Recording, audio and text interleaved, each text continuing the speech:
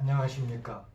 오늘은 중학교 2학년에서 다루는 직선의 기울기에 대해서 한번 같이 연구해 보도록 하겠습니다.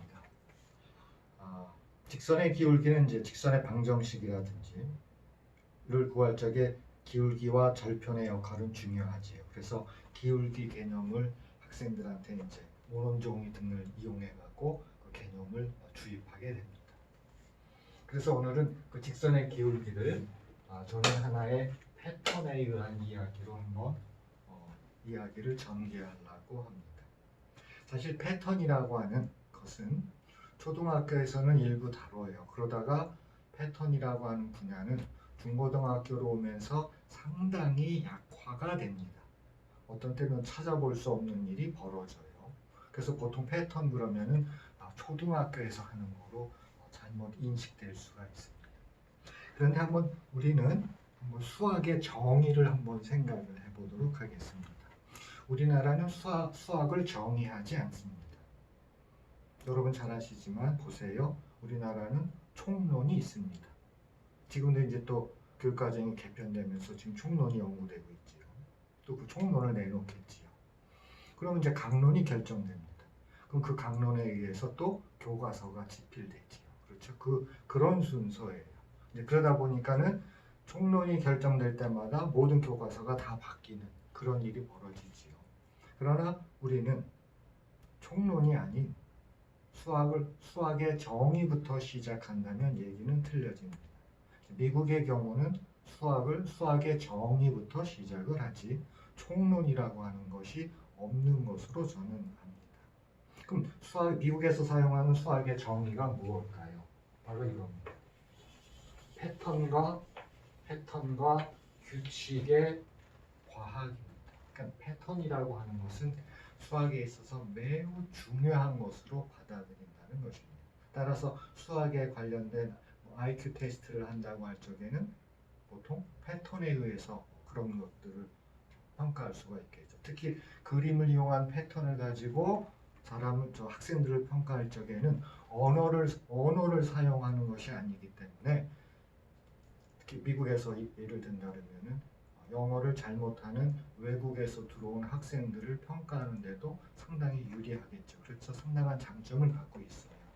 자, 그럼 이제 또 다음 기회에 얘기를 하고 패턴을 중시하는 측면에서의 기울기 지도를 한번 해보도록 하겠습니다. 자, 여기 도입되는 것은 소위 여러분들이 알고 있는 피보나치 수열입니다. 저는 여기다가 소위라고 하는 so-called라고 하는 용어를 왜 붙였는지, 그리고 저는 오늘 얘기할 적에는 소위 피보나치 수열이라는 용어를 계속 사용하도록 하겠습니다. 자, 이제 여기까지가 우리가 흔히 알고 있는 고등학교에서의 소위 피보나치 수열입니다. 그러면 이 소위 피보나치 수열은 이제 어디서부터 출발해야 되느냐를 벌써 여기서부터 이제 여러분들이 대학으로 한번 옮겨가서 시작을 하겠습니다. 오늘 중학교는 이제 간단하고 여러분들은 벌써 직선의 기울기 지도 그러면 벌써 머릿속에 쭉 파고들지요. 그리고 어떻게 수업했는가에 대해서 너무너무 잘 아시니까요. 자, 그럼 대학에서 이야기를 시작하겠습니다. 소위 피보나치 수열이라고 하는 것이 나오는 것은 인도에서 시작이 됩니다. 물론 고대 이집트에서도 소위 피보나치 수열이 사용됐다 안 됐다는 아직 논란거리예요. 그래서 확정된 것이 없기 때문에 확정된 것으로서는 학계에서 확정된 것으로서는 인도입니다. 산스크리트 운율에서 시작됩니다.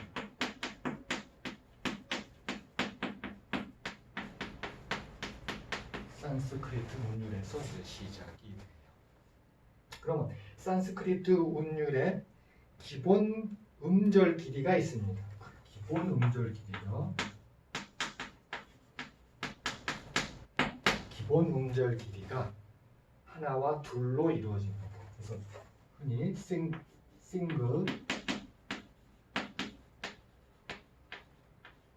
싱글 모라라고 씁니다. 그래서 이 친구들은 거의 일비슷한 게 이렇게 기호를 썼어요. 이번에는 2를 뜻하는 투모리가 있습니다. 투모리. 모양이 이렇게 S자 모양을 썼습니다. 그럼 이건 우리는 조합론 입장에서 말하면 싱글모라는 우리는 1을 뜻하는 거고요. 투모라는 몰이죠. 복수니까 투몰이는 뭘 뜻하냐면 숫자 2를 뜻하는 것입니다. 자, 이 산스크리트 운율서를 처음으로 쓴 사람은 물론 이제 연도가 조금은 불확실하지만 빙갈라입니다. 연도가 이제 학자마다 틀리지만 제가 공부한 것을 보면 최근에 그 전문 서적에 의하면은 대략 기원전 5세기 정도로 얘기하는 것이 아마 적당하다고 저는 봅니다. 그래서 처음으로 이제 빙갈라가 산스크리트 운율서를 쓰는데 물론 그 이후로도 이제 계속돼요. 자, 이 친구가 이제 어떻게 도입했나 한번 보도록 하죠. 그러면 완모라입니다. 완모라는 음절의 길이가 1인 거예요. 그래서 음절의 길이가 1인 것은 기본 단위로 1밖에 없죠. 그렇죠? 이번에는 투모리를 한번 보죠. 투모리를 보면 어떻게 하면 되겠어요? 2개짜리 또는 뭐예요? 1개짜리 이렇게 2개 줘. 자, 이번에는 3모리를 한번 보겠습니다. 그러면 3모리가 만들어지는 것은 1, 2, 그렇죠? 그 다음에 기본 단위가 2, 1, 그 다음에 뭐 1, 1, 1이죠. 그렇죠? 자, 이번에는 4모리를 보겠습니다. 그럼 4모리는 어떻게 만들어지겠어요? 2, 2, 그렇죠. 그 다음에 1, 1, 2, 그 다음에 어떻게 만들어져요? 2, 1, 1, 그렇겠죠. 또 뭐가 있겠어요? 이걸 먼저 쓸까요? 1, 2, 1, 그렇겠죠. 그 다음에 2, 1, 1, 그 다음에 1, 1, 1, 1 이렇게 만들어지겠죠. 우리가 알고 있는 소위 피보나치 수열에서 이게 1, 2, 여기 얼마가 되죠? 3. 여기는 얼마가 되는 거예요? 5가 되는 거죠. 그렇죠? 자, 이와 같은 구조로, 패턴입니다. 이와 같은 구조로 5모리를, 필요 없어요. 5모리를 만드는 방법은 어떻게 될까요? 이건 제가 이제 교구를 써서 여러분들한테 교수법으로 소개를 할 텐데, 5모리를 만드는 방법은 3모리에다가 뭘 붙여줘요? 여기다가 S를 붙여주고, 그렇죠? 그냥 S라고 제가 부르겠습니다. 그 다음에 4개의 모리에다가 뭘 붙여주는 거예요? 1을 붙여주면 되잖아요. 그러면 그게 5개가 이루어지잖아요. 그러니까 패턴에 의해서 잡아내면 이 다섯 번째는 어떻게 되는 거예요? 여기 있는 거에다가 그냥 다 S 붙여주고 여기다가 뭘 붙여줘요? 1, 1, 1, 1, 1 붙여주면은 8개가 만들어지는 거죠. 그렇죠? 8개가 만들어지죠. 즉 앞에 있는 거 3개하고 뒤에 있는 거 5개에서 5모리는 몇 개가 만들어지는 거예요? 전부 다 8개가 만들어지는 거죠. 그래서 이 패턴을 가지고 이야기하면은 소위 피보나치 수열을 금방 잡아낼 수 있다라고 하는 것을 알 수가 있습니다. 그래서 기원전 5세기경에 이미 소위 피보나치 수열은 이제 인도에서 시작이 됩니다. 자, 그 이후에도 이제 계속 이야기가 시작이 돼야 되겠죠. 그렇죠? 그래서 600년대에서 800년에 가면은 비라항카가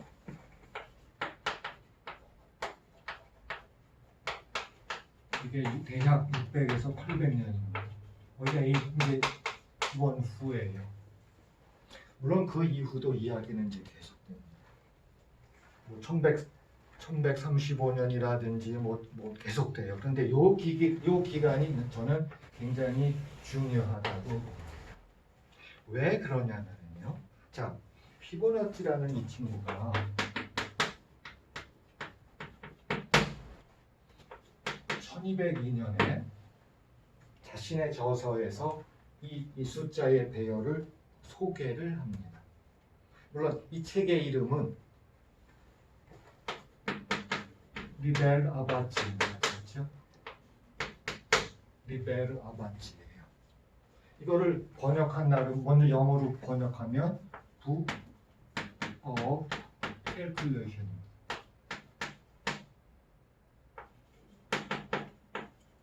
book of calculation. 그러니까 우리나라 말로 쓴다 그러면은 산술 이렇게 하면 됩니다. 그냥 산술 책이에요. 그러니까 산술이라고 번역해 주세요. 자, 이게 이제 404쪽에서 405쪽에 걸쳐서 숫자의 배열을 뭘 소개하냐면 1, 2, 3, 5 해가지고 13개인가를 하는데 13개예요.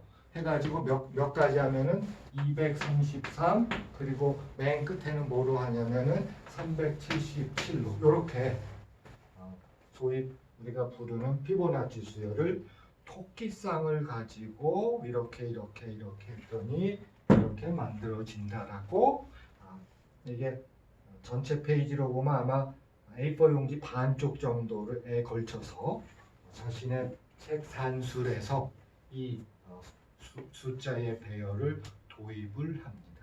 그래서 이거를 이제 현대에 와서는 피보나치 수열 또는 피보나치 수라고 우리는 그렇게 사용을 하고 있는데 저는 그 앞에다 수식어로 소위라고 하는 용어를 붙인 것은 이미 그 전에 인도에서 다 있었던 이야기라는 것입니다. 그래서 굳이 붙인다 그러면은 삥갈라 수열이라고 하는 것도 굉장히 괜찮겠지요.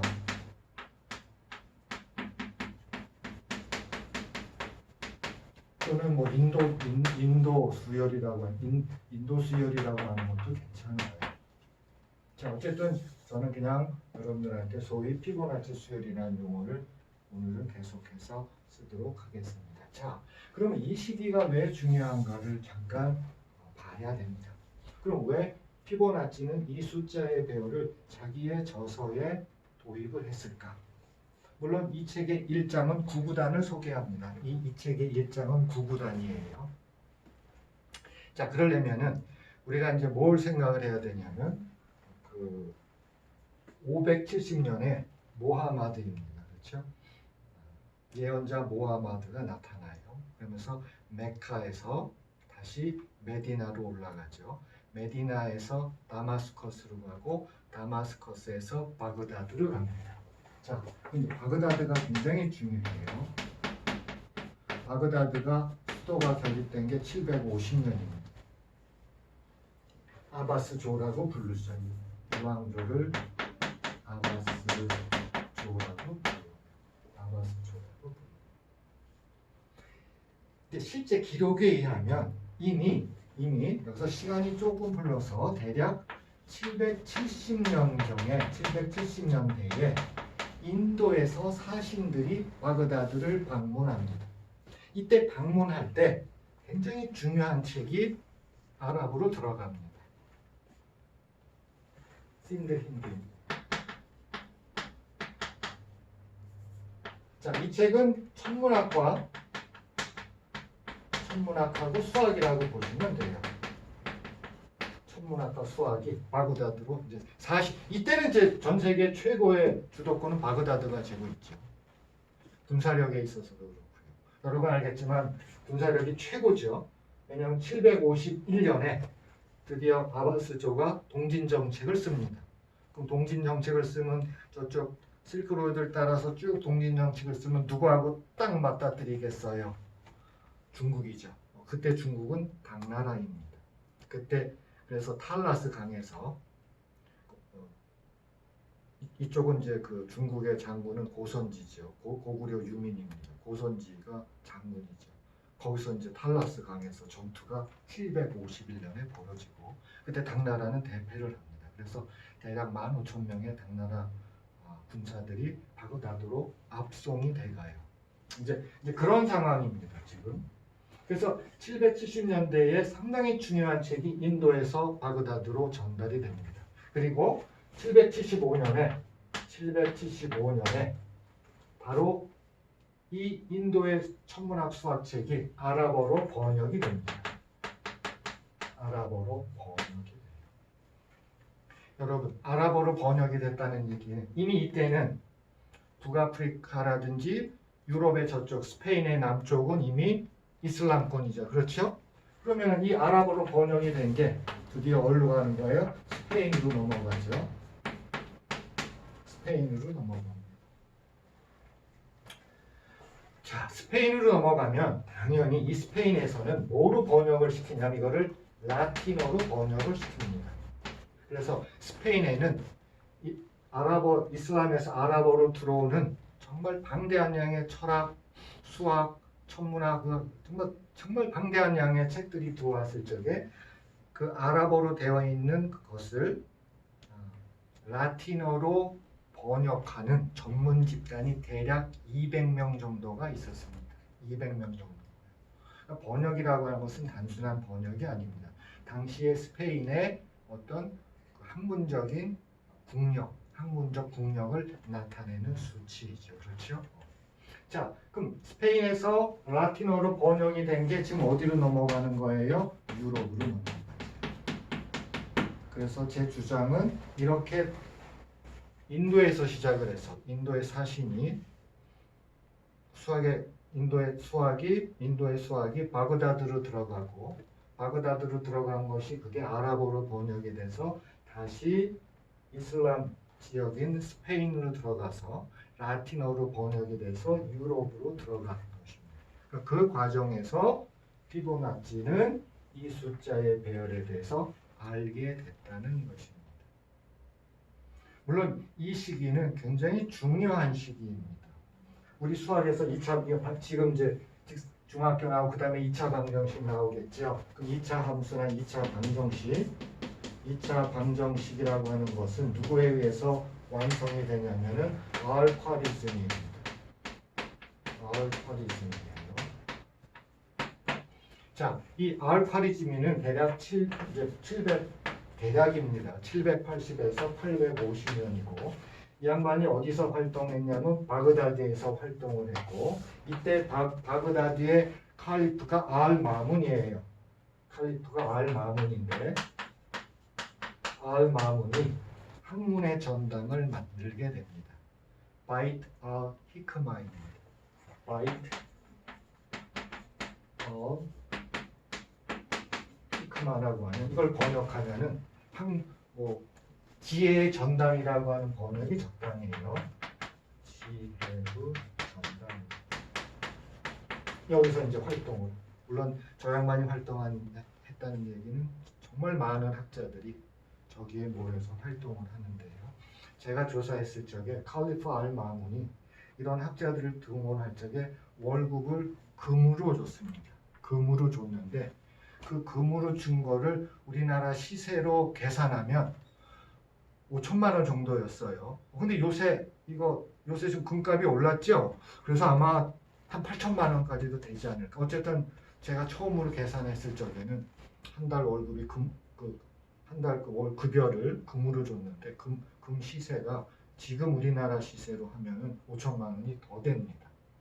이제 그와 같은 학자들이 이 시기에 활동을 했고 그런 것들이 당연히 여러분 알고 있는 알카리즘의 2차 방정식에 관련된 엘지브라는 어디로 넘어가는 거예요? 당연히 스페인으로 가서 라틴어로 번역돼서 유럽으로 들어가고 원판은 소멸됐고 라틴어권만 존재하게 되는 그런 상황. 그게 이제 이 시기예요. 그러면서 1202년에 피보나치는 이 숫자의 배열을 여기까지입니다. 한 A4 용지 절반 정도로 양으로 소개를 해요. 자기 책에서. 그리고 뭐 일반항을 구한다든지 뭐 그런 얘기는 전혀 없습니다. 그냥 소개한 거로 끝나요. 더 이상 없어요. 그걸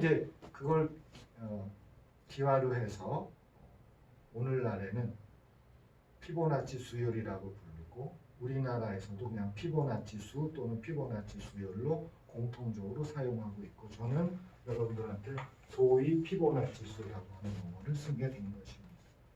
그래서 이걸 전문 학술 논문집에서도 역시 소위 피보나치 수열이라는 용어가 써요. 아까 말씀드린 대로 빙갈라 수열이라든지 빙갈라 수라고 하는 것은 사용은 안 되지만 소위 피보나치 수열이라는 용어를 써요. 그런데 이거하고 매우 유사한 이름이 있습니다. 피타고라스 정리예요. 그러니까 피타고라스 정리도 학계에서는 소위 피타고라스 정리. 또는 바빌론 정리 또는 직각삼각형 성질이란 용어로 쓰게 됩니다. 물론 우리 교과서에서는 그냥 대놓고 피타고라스 정리라고 쓰고 있죠. 근데 그 이유도 마찬가지입니다. 피타고라스가 최초로 그 정리를 발견하거나 그것을 증명한 사람이 아니기 때문에 그렇습니다. 이와 마찬가지로 그냥 후세에 와서 그렇게 부르는 것이 고정화가 됐다는 것입니다. 그래서 그 피타고라스 정리의 주제는 제가 다음에 다루게 될 것입니다. 자, 지금 이제 대학 얘기를 이제 해야 되는데 하고 있어요. 그런데 본질적인 것은 어떤 수학사적인 이야기를 하고 있습니다. 그렇죠? 그러면 대학에서 여기다가 이제 더 추가를 하고 이걸 이제 교수법으로 다뤄야 되겠죠. 그렇죠? 그래서 이걸 마무리 짓고 그러면 이제 일선학교에서는 패턴을 중시한 교수법으로서 기울기를 어떻게 가르칠 것인가 또는 교과서 내용 이외에 학생들을 어떻게 지도할 것인가에 대한 이야기입니다. 자, 여러분 아시겠지만 이때는 미적분이 없어요. 미적분이 없습니다. 그럼 미적분이 있으면 자 보시죠. 하나하나 볼게요. 만약에 미적분이라고 하는 것이 있으면 여기 토끼를 갖고 있잖아요. 토끼라는 얘기는 개체수에 대한 이야기입니다. 그럼 개체수를 이야기하려면 이렇게 하면 되겠죠. 개체수의 변화율은 기존 개체에 비례한다. 그러면은 미분을 하면은 상수가 나오고 이렇게 되잖아요. 그럼 어떤 이야기를 할 수가 있어요? 양변을 나눠가지고 적분하면은 지수함수가 만들어지죠. 그렇죠? 그래서 자 이야기는 f 프라임이 있고 그렇죠? 그거의 합성함수의 적분법이에요. 그러면 이제 뭐가 나오는 거예요? 지수함수가 나오죠. 그렇죠? 자연로구가 나오면서 이렇게 하면은 지수함수가 만들어지죠. 이 말은 뭐냐면은 개체수를 미분을 통해서 이건 이제 고급 수학 2에도 나오는 거예요. 미분을 통해서 개체수를 지수함수로 본다 그런 뜻입니다. 이 말은 개체수를 지수함수로 본다는 얘기의 하나의 가장 간단한 방법이에요. 가장 간단한 방법입니다. 이게 미적분을 이용한. 자, 이때는 미적분이 없잖아요. 그렇죠. 이거 어떡하죠? 그러면은 이건 피보나치가 했다는 얘기는 아니에요. 당시에는 미적분 모델이 없었기 때문에 이때는 등비수열 모델을 씁니다. 제가 여기다 쓸게요. 등비수열 모델이라고 하는 게. 자, 피보나치 수열은 어떻게 돼요? f의 n 플러스 1은 fn 플러스 f의 n-1이죠. 그렇죠? 그럼 얘를 뭐로 보겠다는 거예요? 당시에는 이런 개체수 모형을 등비수열로 접근했어요. 그럼 fn이라고 하는 것을 뭐로 접근해요? rn이라고 하는 등비수열로 접근을 합니다. 여러분, 이렇게 등비수열로 접근을 하면 어떤 일이 벌어질까요? 등비수열로 접근을 하면 보시도록 하죠. 등비수열로 접근하면 자 집어넣을게요. 그럼 저 식은 맨 왼쪽은 r의 n 플러스 1이고요. 오른쪽은 r의 n승 플러스 r의 n-1입니다. 그럼 여기서 넘어가고 인수분해를 하면 rn으로 rn-1로 인수분해하면 r제곱 마이너스 r-1이라고 하는 이 2차 방정식이 정리되잖아요. 이 말은 뭐예요? 등비수열의 등비가 두 개 있다는 겁니다. 하나는 얼마예요? 2분의 1 플러스 루트고 그렇죠? 맞지요? 2분의 플러스 마이너스 루트 그렇죠? 또 하나는 2분의 1 마이너스 루트 5잖아요. 그렇죠? 2분의 플러스 마이너스 그렇죠. 그러면 이게 등비거든요. 그거의 n승이고 그거의 n승이죠. 지금 등비가 몇 개 있는 거예요. 따라서 fn이라고 하는 것은 그 등비의 두 등비의 컨비네이션이죠. 그렇죠. 그럼 이때 라지 A와 라지 B는 뭘 통해서 할 수 있어요? 초기 조건 갖고 하면 되죠. 대학에서 초기 조건은 뭐였어요? F1은 1, F2도 1. 이렇게 초기 조건이 두 개 있다는 얘기는 상수 A와 B를 구하게 되는 것입니다. 이게 이제 여러분들이 전형적으로 이제 대학에서 하는 거고요. 또는 여러분들이 이걸 다룰 적에 대학에서 다룰 적에 어떤 시각으로 다루냐면은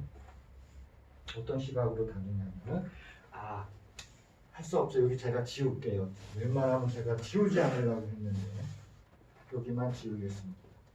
지금 f의 n 플러스 1이라고 하는 것을 fn 플러스 f의 n-1이고 그럼 fn이라고 하는 것은 그냥 fn이에요. 라고 하는 연립방정식 형식으로 본다 그러면은 자, 왼쪽은 어떤 모양이 되는 거예요? 행렬로 보는 겁니다. fn 플러스 1, 여기가 fn. 자, 여기는 이제 행렬로 들어가죠. 그렇죠? 행렬로 들어가고 여기 남는 거는 f의 n, f의 n-1입니다. 보세요. 행렬 주세요. 여기 n-1이에요. 훑어 들어가면 1, 1, 그쵸? 훑어 들어가면은 1, 0이죠. 아, 이제 됐어요. 선형대수 입장에서는 이 행렬의 거듭제곱입니다. 그러니까 주어진 행렬, 이 행렬의 1승, 2승, 3승, 4승, 5승 행렬의 거듭제곱을 어떻게 구하느냐가 바로 피보나치 수열의 일반항을 구하는 겁니다. 그래서 선형대수 입장에서는 행렬의 거듭제곱이고, 그렇죠? 자, 미적분이 없어요. 개체수라고 하는 입장에서를 멀티수 모델이라고 하는데 개체수 입장에서는 보게 되면은 등비가 두 개인 그런 수열로 바라보게 된다는 것입니다. 물론 다시 말씀드리지만 이때 미적분이 있었으면 이렇게 안 하죠. 그렇죠? 그냥 그래서 이 소위 피보나치 수열은 개체수를 어떻게 접근할 것이냐에 대한 1200년대의 하나의 방법으로서도 얘기할 수 있다. 라고 하는 정도로 해주시면 됩니다. 자, 그럼 이제 우리가 이거를 어떻게 교수학습법에 이제 이용을 할 거냐 하는 겁니다. 자, 학생들은 이 패턴, 이거 있죠? 이 패턴을 이용해 가지고 피보나치 수열을 잡아칠 수가 있어요. 어떻게 하면 되는 거죠? 지금 이렇게 하는 거죠. 지금 얘를 1과 2라고 그랬잖아요. 그러면 얘가 1입니다. 그렇죠? 1을 제가 이렇게 할게요. 얘가 1이에요. 그리고 얘가 2배가 돼. 얘가 2예요. 그럼 시작하지요. 1을 만드는 방법은 1밖에 없죠. 그렇죠? 1을 만드는 방법은 1밖에 없어요. 자, 2를 만드는 방법은 어떤 방법이 있나요? 이거에다가 또는 어떻게 하면 되는 거예요? 1이 2개 있으면 되죠. 그렇죠? 보통 얘를 도미노, 얘를 타일이라고 부르기도 해요. 그래서 도미노 타일에 의한 조합론을 지금 제가 소개를 하는 거죠. 근데 학생들한테 도미노 타일 왕창 주고 만들라고 하면 돼요. 얘들아, 자, 이거 1 만들었구나. 2 만들었구나. 얘들아, 그럼 3 만들어 보아라 하는 겁니다. 그럼 3을 만들 때 학생들이 어떻게 했어요? 타일 하나에다가 도미노 하나. 그렇죠. 도미노 하나. 그 다음에 도미노 하나에다가 타일 하나. 그럼 애들이 그냥 책상 위에서 이렇게 만드는 거예요. 그렇죠? 그 다음에는 뭐겠어요? 타일 이렇게 되는 거죠. 이런 식으로 해갖고 학생들이 책상 위에서 도미노 타일을 이렇게 무대기로 주면은 그거 가지고 애들이 충분하게 얘기를 하고 아까도 말씀드린 대로 이거에 대한 일반항을 잡아낼 때 어떻게 잡아내는 거예요? 5라고 하는 걸 잡아낼 때 어떻게 해요? 앞에다가 뭘 붙여줘요? S를 이렇게 붙여주고 뒤에 거에다가 뭘 붙여줘요? 이렇게 1을 붙여주는 것입니다. 그러니까 경우의 수를 말하면 여기 있는 거하고 여기 있는 거에 합이 된다는 것입니다. 그러니까 규칙을 그냥 먼저 앞에 거 두 개를 합하라는 라고 하는 교수법보다는 어떤 패턴을 주고 그 패턴에 의해서 이렇게 경우의 수를 구하는 그런 과정이 중요한 거죠. 자, 그래서 학생들은 이 과정에서 숫자의 배열을 잡아냅니다. 1, 2, 3, 그 다음에 5, 8, 13 그렇게 잡아내겠죠. 이렇게 잡아내겠죠. 그럼 여기서 이제 패턴에 대한 이야기를 꼭 적고 넘어가지고 해야 됩니다. 학생들과 연습을 해봐요. 자, 이걸 2번 곱하자. 그러면 8 곱하기 8이에요. 그럼 한 칸 띄자. 그럼 5 곱하기 13입니다. 그럼 8, 8이 64. 이건 어떻게 되죠? 이거는 64가 돼요. 8, 8이 64. 얘는 어떻게 되는 거예요? 65가 되죠. 그렇죠. 얘는 65가 되는 거예요. 8, 8이 64, 65가 돼요. 그렇죠. 그럼 도대체 이게 그 다음에 애들이 패턴 적어내는 게 그거잖아요. 55, 25죠. 그렇죠. 55, 24. 그렇죠. 33은 10. 이렇게 하나씩 많고 적고 그러잖아요. 그 패턴을 이제 잡아내는 겁니다. 그럼 샘 로이드는 이걸 어떻게 해석했냐고요. 지금 요거 88이 64 요거를 어떻게 하냐. 모든 것은 소위 피보나치에 있는 숫자 갖고 해야 됩니다. 지금 여기서 88이 64. 얘가 8이고 8입니다. 요걸 3에서 잘라줘요. 3으로 잘라줘요. 요것도 3입니다. 요건 5가 되겠죠. 여기도 5가 되겠죠. 요것도 5예요. 요건 3입니다. 그렇죠. 그래서 얘가 88이 64예요. 저는 이거 할 적에 모는 종이에다가 합니다. 그리고 나서 옆에다가 빈 사각형을 줘요. 이거는 초등학교에서 해도 상관없어요. 그러면 학생들한테 얘들아 이거를 이제 힌트를 준 거죠. 얘들아 가위를 이용해서 이거를 오리거라. 그런 다음에 그럼 네 개 조각이 나오죠. 그렇죠? 이 네 개 조각을 이용해서 옆에 만들어진 이 직사각형으로 옮겨봐라. 이 직사각형은 모눈종에서 수업하면 얘가 5하고 13입니다. 그럼 학생들이 여러 번 이렇게 시도를 해요. 아주 자연스럽습니다. 근데 의외로 빨라요, 우리 학생들. 자, 그렇게 해서 이렇게 해서 학생들이 뭘 잡아내냐면은 옮겨가는 상황을 잡아냅니다. 이렇게 옮겨가요. 그러면 88이 65가 되는 겁니다. 그렇죠? 그럼 88이 65가 된다는 거를 어떻게 모순을 잡아내냐 하는 것입니다. 이거는 샘 로이드의 아이디어예요. 샘 로이드. 하지만 이 퍼즐의 천재죠. 그렇죠? 샘 로이드의 아이디어. 자, 그럼 여기서 바로 이제 학생들은 아까 말씀드린 기울기에 의해서 이거에 대한 모순을 중학생들은 그러니까 기울기를 배운 학생으로서 이걸 적어내는 그러니까 패턴을 통해서 만들어진 이 퍼즐을 해석하는 거죠. 그럼 패턴을 또 인식한다고 하는 게 뭘까요? 아까는 자체네 88, 55 이렇게 했잖아요. 그럼 여기서 한 칸 띄기를 또 하면 어떨까요? 58, 58, 39죠. 그렇죠? 58, 39죠. 또는 35, 35, 35가 뭐가 되죠? 16입니다. 그렇죠?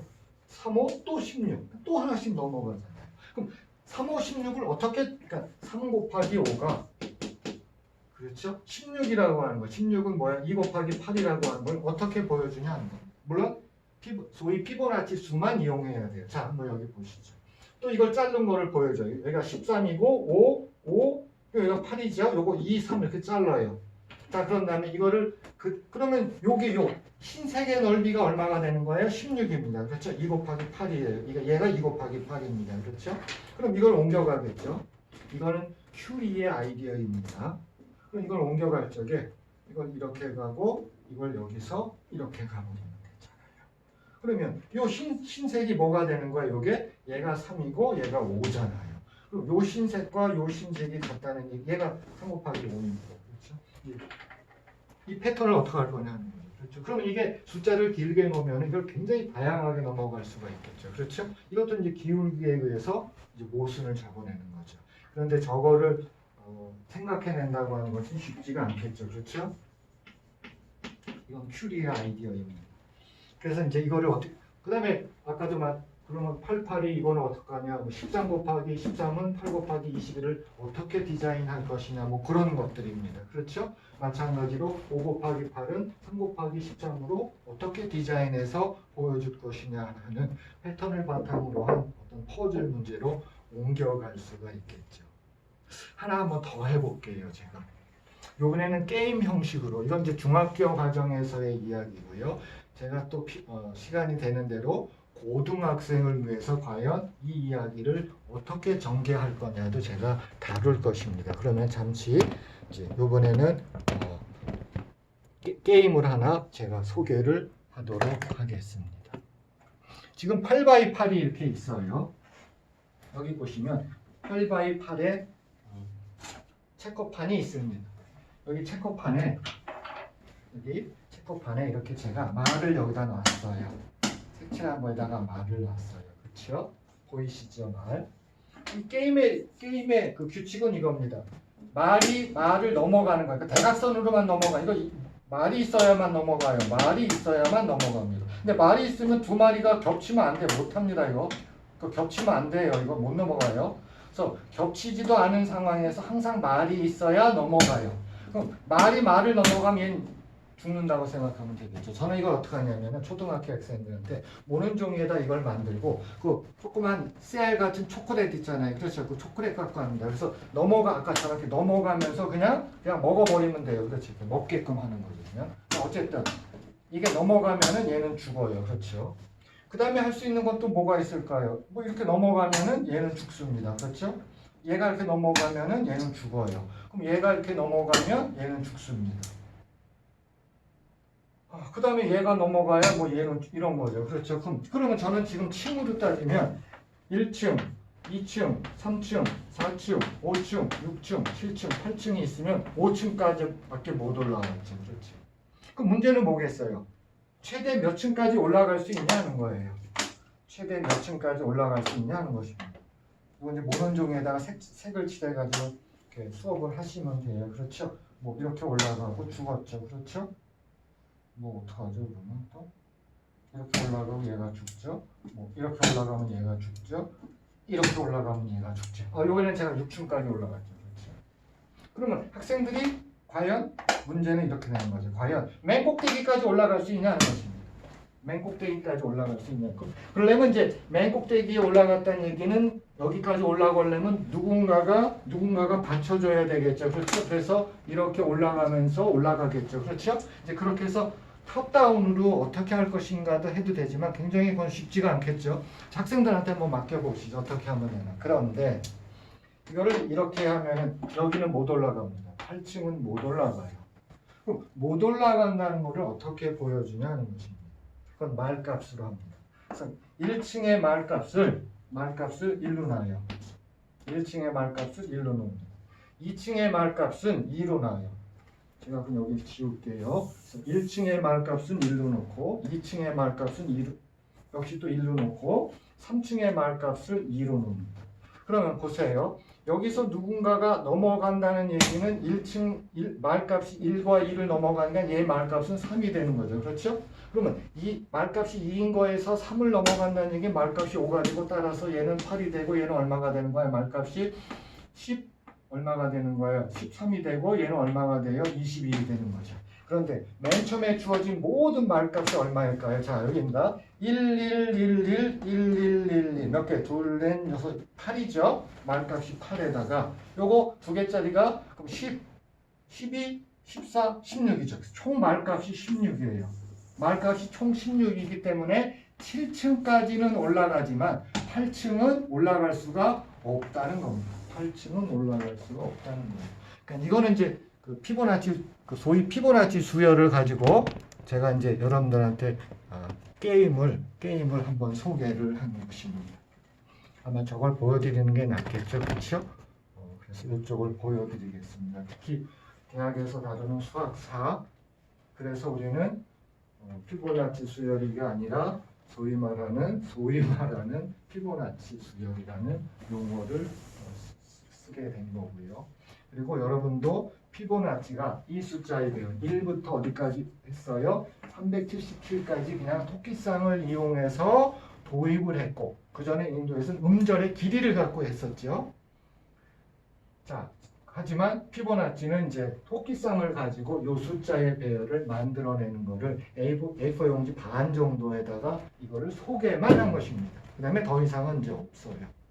그래서 이제 대학 과정, 그러면 이제 이게 왜 이 숫자의 배열이 일로 들어갔을까를 저는 흔히 말하는 바그다드를 중심으로 해서 바그다드에서 스페인에서 유럽으로 들어갔던 당시 상황을 추정해서 아마 그렇게 이 숫자의 배열이 들어가지 않았을까. 그거를 설명했고 여러분들한테 교수법으로서 패턴에 관련된 패턴을 활용한 교수법으로 한 것입니다. 물론 저기 나와 있는 샘 로이드라든지 피 큐리 같은 이런 친구들의 작품들은 여러분들이 다양하게 접할 수가 있습니다. 그래서 이런 걸 할 적에는 아마 출처를 누가 했다는 거 이런 출처를 밝히는 것도 굉장히 중요하다고 봅니다. 그래서 여러분들의 그 도미노 타일을 가지고 하는 조합론은 굉장히 많이 발전되어 있어요. 그래서 이거를 도미노 타일이라고 불러도 되지만 사실은 여기 나와 있듯이 그렇죠. 모라하고 모리죠, 그렇죠. 모라하고 모리의 관계로서 제가 공부한 바에는 기원전 5세기 정도로 봐도 괜찮습니다. 빙갈라가 기록에 의해서 처음으로 지금으로 말하면 도미노 타일 기법처럼 저와 같은 숫자의 패턴을 사용했다는 것입니다. 그래서 오늘은 여러분들한테 기울기에 대한 그 학습을 학생들한테 방과후가 됐던 수업에서 일부가 됐던 어떤 식으로 기울기를 가지고 패턴과 연결해서 지도할 것인가를 소개를 해드렸어요. 그래서 제가 화면을 전체적으로 다시 보여드리도록 하겠습니다. 네, 그러면 오늘 여러분들과 같이 공부한 거를 여기서 마치도록 하겠습니다.